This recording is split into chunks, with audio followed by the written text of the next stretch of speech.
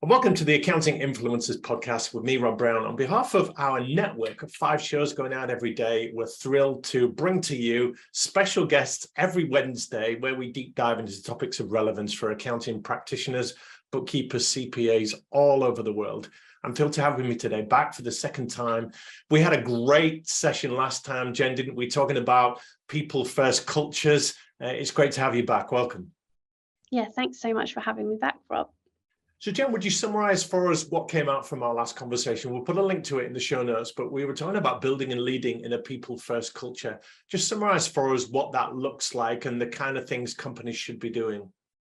Yeah, we talked about the importance of a kind of inside out, outside in culture and brand, and how important values are when you're dealing with people, and also that, you know, the idea that every employee is different. They're a human being, which is what makes them unique and beautiful. So trying to make sure that you've not got very strong kind of guidelines, but actually you use your values as kind of great behavioral principles that act as guides, but they're not kind of very rigid. So yeah, we talked about top tips on how to do that, and I suggested that starting off by asking your employees how things were going was a great first step. You also talked about the importance for leaders, managers, bosses to walk the walk and set a good example by being the culture they want to forge. That's important, isn't it? Yeah, absolutely. We've all heard the phrase "be the change you want to see," and I think if you're a really passionate people leader who has done their, learning and research on human leadership, authentic leadership, then you would know that you've got to lead by example. You've got to be vulnerable. You've got to create a safe space for other people to be able to show up in the way that you want them to. So yeah, I think it's got to start with your leaders, and you play such an important role as a leader in that journey of creating the type of culture that you want to see in your business. And you spoke about brand and how integral that is to shaping a culture. And we dipped into the concept of personal brand and employer brand. This idea of making yourself a great place to work and letting the world know externally and internally that you're a great place to work. But this is really all about differentiating yourself as an employer, isn't it? Yeah, it absolutely is. I mean, when you're looking for your clients, for example, you will have some criteria that you work to that guides you on whether that's the type of client that you might want to work with for your practice. Maybe you focus on very small businesses. Maybe you focus on businesses that are going through a growth and change, and maybe you're also trying to embed some compliance within that entrepreneurial spirit that individual might have had. So you'll be thinking about what your unique selling point is for getting that business in. And I think it's no different when you're trying to attract candidates and potential recruits for your business, because someone's going to want to really know what they're signing up for.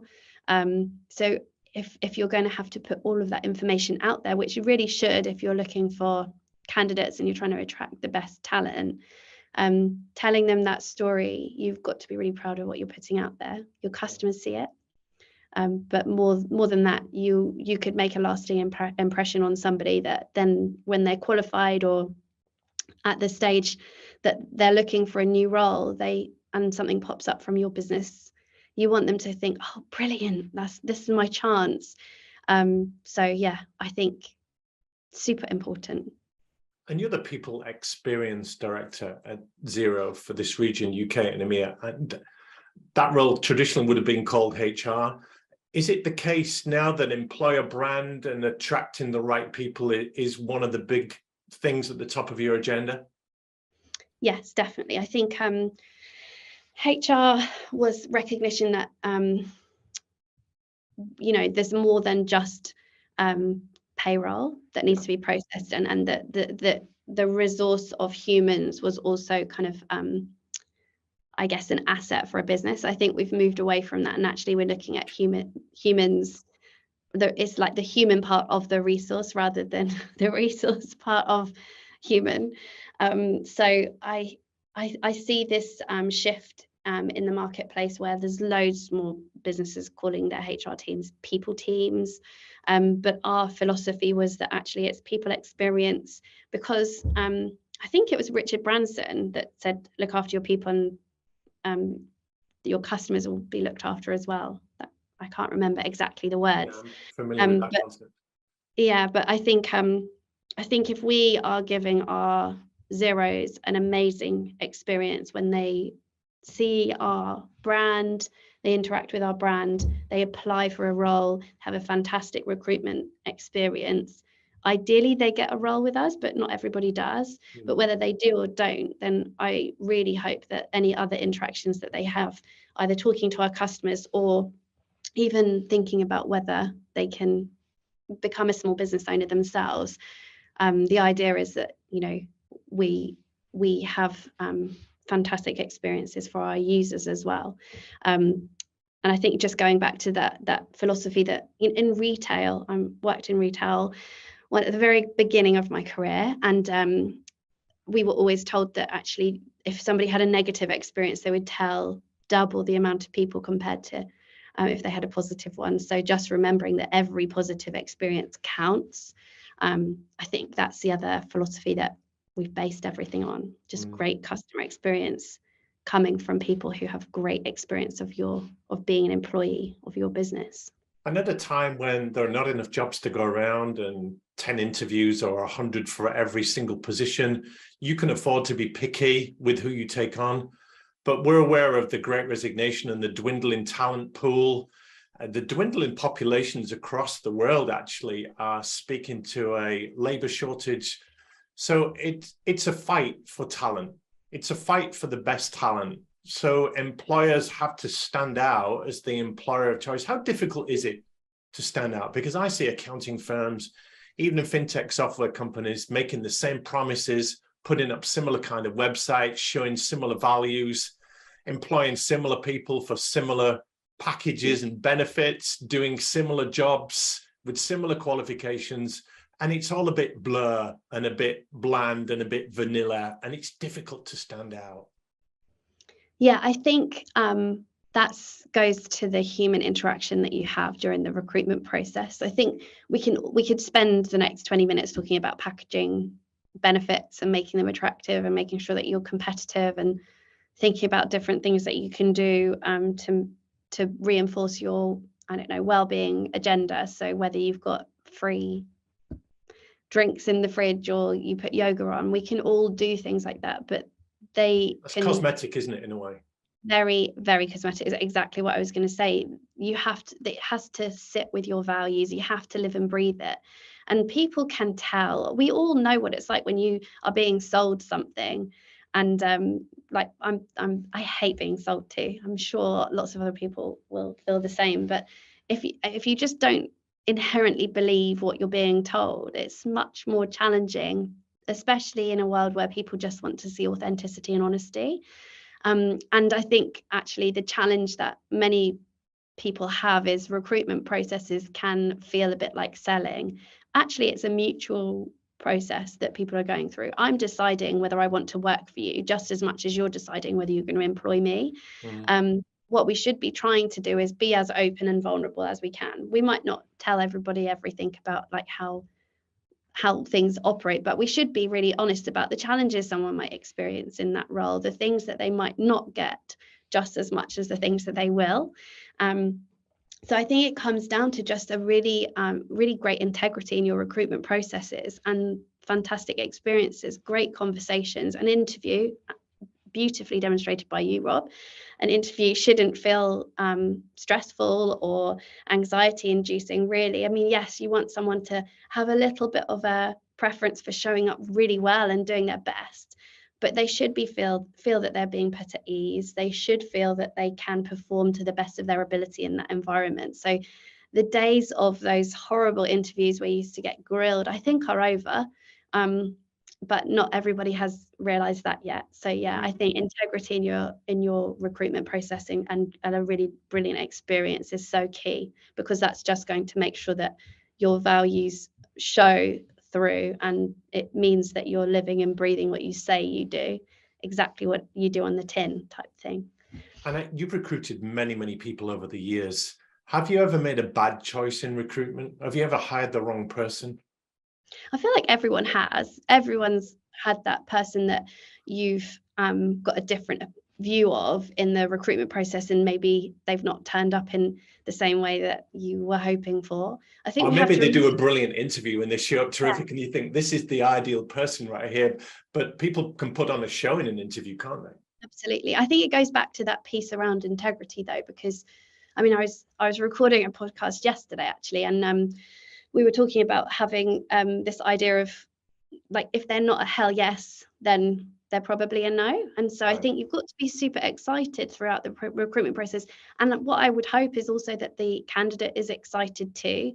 If someone turns up on their first day and they're kind of not really that bothered about being there, then are they really the right person for you? And equally, if you're not super excited that they're finally coming to join you after maybe a 3-month notice period at their previous place of work, I think, yeah, you've got to stand true to what you need in the team.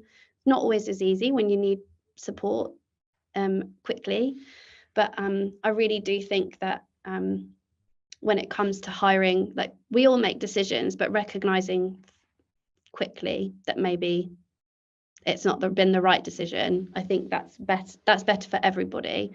Because it can be quite damaging if you've got someone who's just not a great fit and they stick around for too long. Sure. And when you're recruiting, you're looking for people to fulfill a role and do a job, technically, technologically, all of those things. But you're also looking to hire for culture, people that fit with your vibe and your brand. So have you got any tips in hiring for culture? Yeah, so I would say I have a bit of a aversion to saying hiring for culture fit.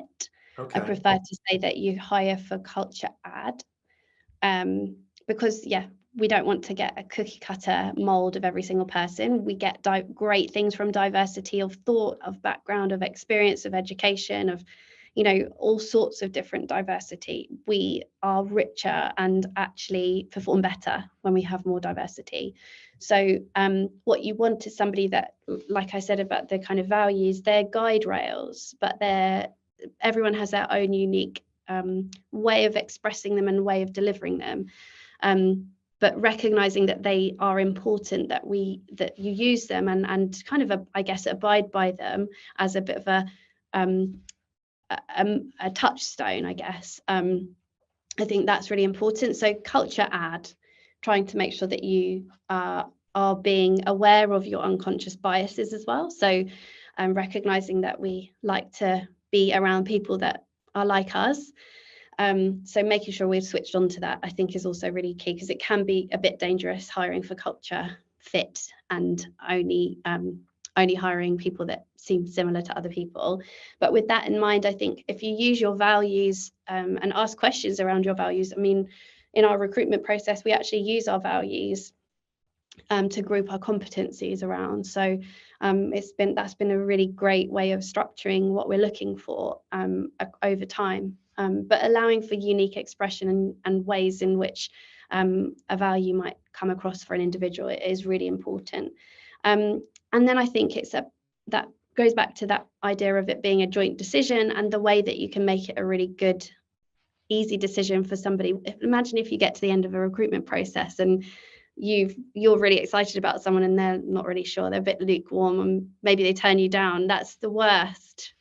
It happens, but it's the worst. So it is a joint experience, and the way that you can help somebody just make sure that they definitely want to work for you is great exposure to your team, different leaders, different ways of doing things, so that they really know what they're signing up for. So important, because you and many other people in your business will be really excited for them to join, and therefore you're going to get a really embedded onboarding experience where people feel supported and really keen to stay where they've joined. Yeah.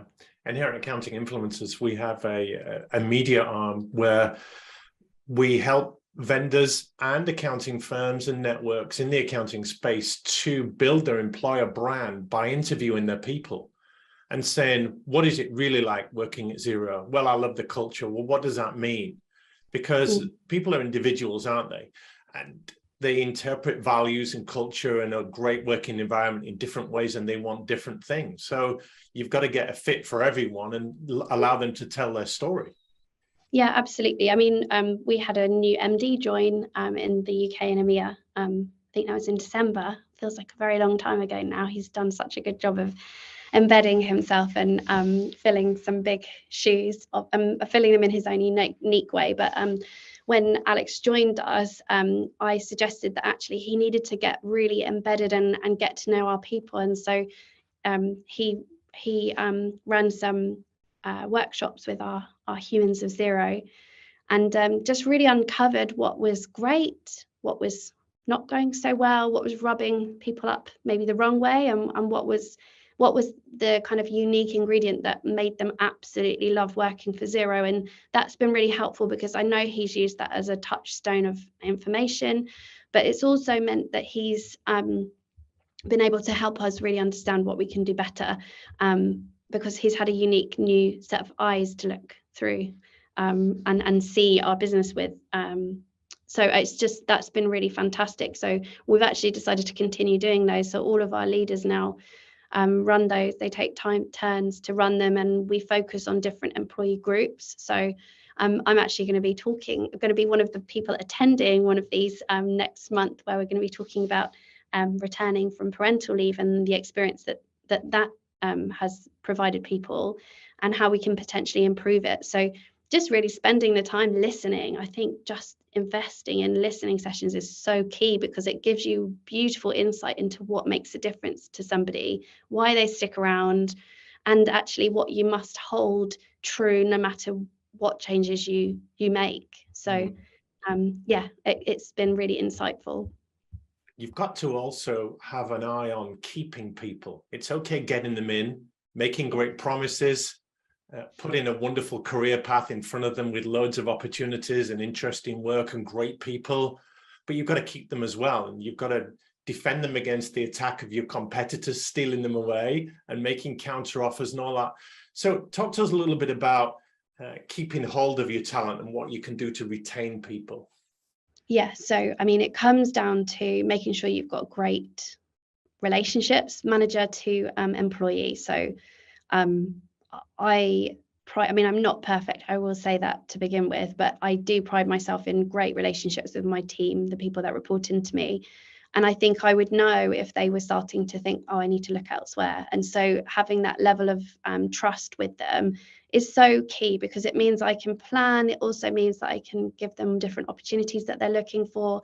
And if there's not an opportunity within Zero, then I can at least support them to develop what they want to develop, rather than them getting frustrated or feeling that they're stagnating. So I think first things first, great relationships between managers and employees. I think it's really tempting to throw money at the problem, but it's can be counterintuitive, because this might be a bit controversial, but I don't really believe in counter offering. If someone's decided they want to leave, they've gone through the whole effort of having conversations and interviews with somebody, to the point that they've been offered a role.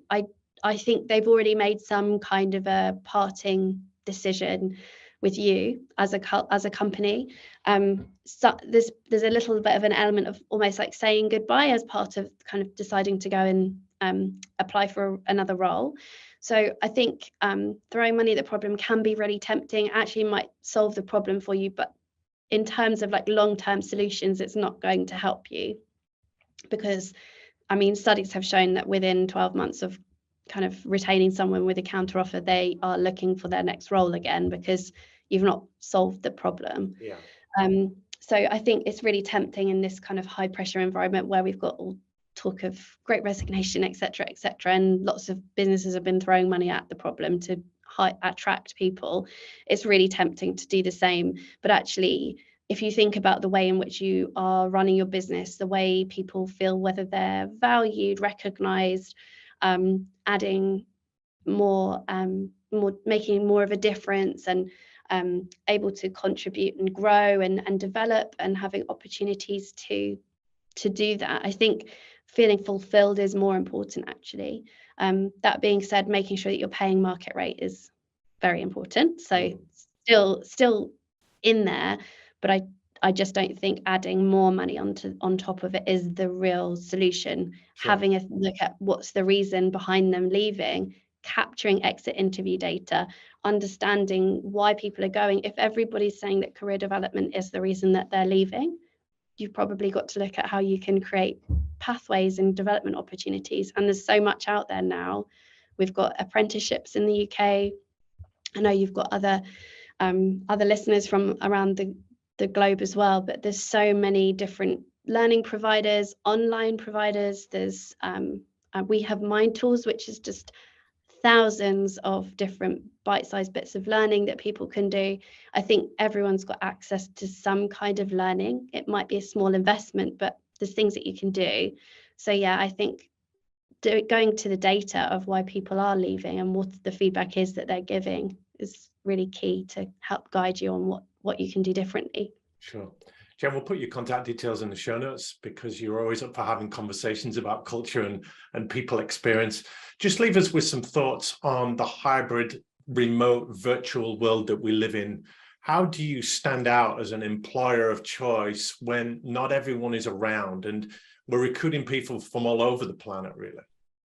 Yeah, I mean, there's two things. One I'll talk to internally within with your people, and then the next I'll say about future people outside of your organization at the moment. So internally, I think it's driving great culture moments. So don't necessarily have to have everybody together all the time, but having some really key moments where you do ask everyone to come together, and you've got some good content. You connect them again with your vision and your mission, how they're making a difference, how they're contributing, reward and recognize some great standout performance. I think those types of really engaging moments are inspiring and I think drive great togetherness. And then when you're looking externally, and obviously lots of hiring is going on remotely, you've got people leaders probably working from home and difficult to get everybody together, so you can't necessarily meet face to face. Some people have a bit nerves around not meeting someone before they join the business. I think having some faith that actually you get more opportunity to introduce them to more of your business actually by doing it remotely. I do always ask people to come in for the last round of interviews so they can meet my team and connect with the culture, because it's actually really important in my role, of course, if I'm hiring. Yeah. But I think you can give people a much quicker response. It's a much quicker recruitment process, and they probably don't mind meeting more people.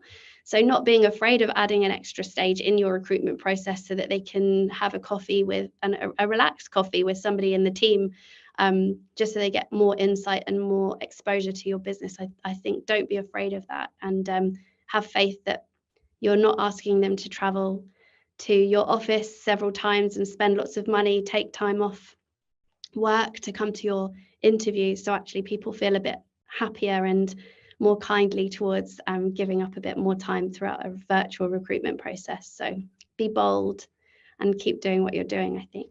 That's great, Jen. Thank you so much for that. And the key message here is that being the employer of choice and differentiating yourself in the talent pool, it doesn't happen by accident, does it? No, absolutely. And I think if you're not sure what to do and you're not sure where to go, there's some brilliant people out there that can help. And yeah, I'd be happy to talk to anybody if they would like to speak to me as well.